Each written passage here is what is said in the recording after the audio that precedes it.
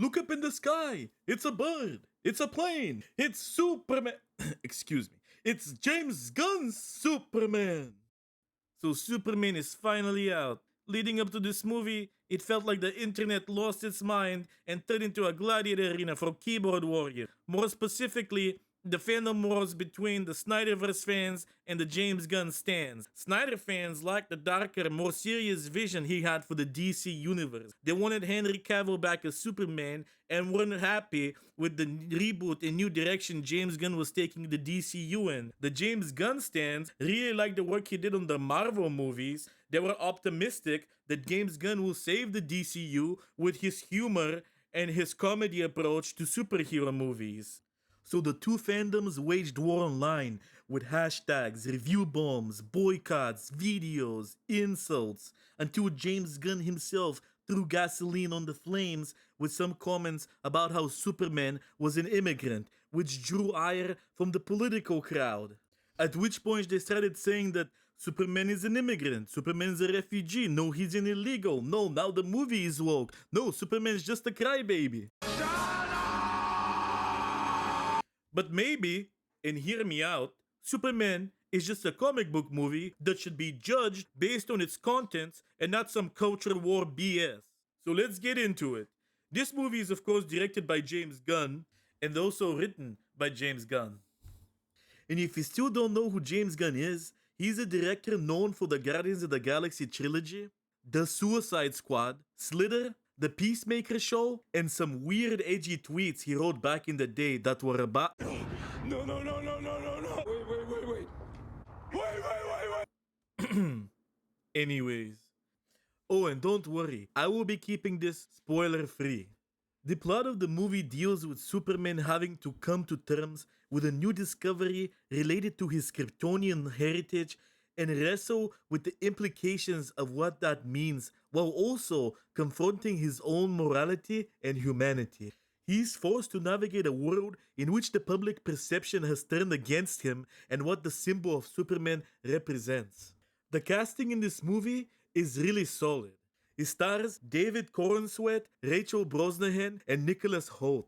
David Corenswet did an amazing job portraying Superman. He has the charisma and charm that elevates the character. He plays a younger, more inexperienced and flawed version of Superman who's only been doing the superhero thing for about 3 years. His character is driven to protect the weak, to preserve life, to be selfless, honest, and that pretty much exemplifies the symbol of hope that Superman's supposed to represent. Even though sometimes he can be too honest and gullible, Corenswet's Superman's heart is in the right place. And when it comes to his identity of Clark Kent, the plot doesn't really deal with the struggle to juggle his civilian identity with his superhero persona. Clark Kent, the reporter, is only really in the movie at the beginning, and for the rest of the movie, he is Superman.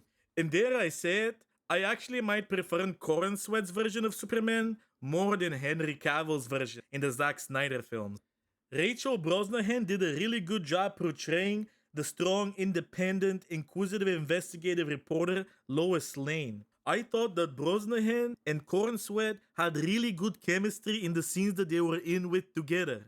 Her character of Lois forces Clark to reflect on the actions he took as Superman and tackle the consequences as a result of those actions.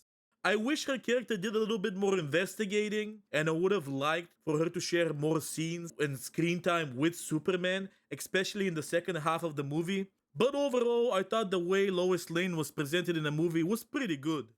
Nicholas Hoult stars as Lex Luthor in James Gunn's Superman, and his portrayal can be divisive. Some people will love his over-the-top villainous Lex, and others will hate it. I think Nicholas Hoult is a very good actor, and there was not really a problem with the way he portrayed Lex. It was more an issue with the script and how James Gunn wanted his version of Lex to be. It is made very clear that this Lex is evil and would stop at nothing to ruin Superman's reputation and destroy everything he stands for. This Lex is a tech billionaire bro, and he's portrayed more like a cartoon villain. He thinks Superman is a danger to the planet, and at times even refers to Superman as an it. He's driven and motivated by extreme pure hatred and envy. Maybe this Lex is just really jealous of Clark Kent's impeccable hairline. Other memorable performances include Nathan Fillion as Guy Gardner, the Green Lantern. And I've liked everything I see Nathan Fillion in. This guy is hilarious. Him as the Green Lantern in this movie, he has such charisma. He's so funny. I just wish that we had seen more of him. Another standout performance was by Eddie Gathegi, who played Mr. Terrific, and I had no idea who this character was, but he stole the show. This guy was so badass, and some of his scenes were probably even cooler than Superman scenes. And I feel like a lot of people will come out of this movie thinking that Mr. Terrific was one of the better parts. And even though he's not real, but just a CGI dog, we have to talk about Crypto, the super dog. You've seen him in the trailers probably. He was a really fun part of this movie. I thought he might get annoying, that he might be misused, but I think they did a really good job with Crypto. The audience in my theater really loved him every time he was on screen. The only issue I had with Crypto is that sometimes they will use him to interrupt important moments in the movie, and I wish that they would just let those moments settle. So the casting was pretty solid. But what do I actually think about the movie? It's okay. I actually enjoyed it. It was a lot of fun. There are many things wrong with it. It's not perfect by any means. In particular, the plot is a convoluted, chaotic mess, overstuffed with an ensemble of characters and too many plot points, overused humor and jokes that stifle out the most dramatic and emotional moments that needed more time to settle and breathe. And some of the choices made in this movie might make some of the fans unhappy, but my perspective is that of someone who knows a little bit about Superman, but is not really a comic book fan that knows all the lore. And I always thought Superman was supposed to be overpowered, and his only real weakness was Kryptonite. But in this James Gunn's version of Superman, he gets his ass kicked all the time. I mean, he gets beat consistently throughout the movie. I'm not sure that there is a fight that he won without help. I mean, the movie opens up with him having lost a fight for the first time. And I don't really mind that because this is supposed to be a younger, inexperienced Superman. He's not supposed to be at the power level that Superman really gets to eventually. But what I did mind is how many characters and plot lines were stuffed and crammed into the script. And maybe James Gunn was trying to pay homage to all the characters from the comic books and give everyone a little part and a little cameo, but I think some of them could have been taken away, and some of that time could have been instead spent on other characters that needed more development. The movie moves at a breakneck pace. There's action scene after action scene after action scene. I mean, the beginning of the movie starts with a fight. It's almost like James Gunn wanted this to feel like you're opening up a comic book in the middle and they start reading the story midway through it. And that idea kind of works, but it would have worked better if the movie didn't have so much things stuffed in it. There are genuine, heartfelt, and dramatic moments between characters, but a lot of the times they were interrupted by jokes, and I feel like that lessens their impact. Lois and Clark's relationship, for example, wasn't given enough time to be explored and was only really present at the beginning of the movie. And later in the movie, Lois and Superman are separated for most of the time.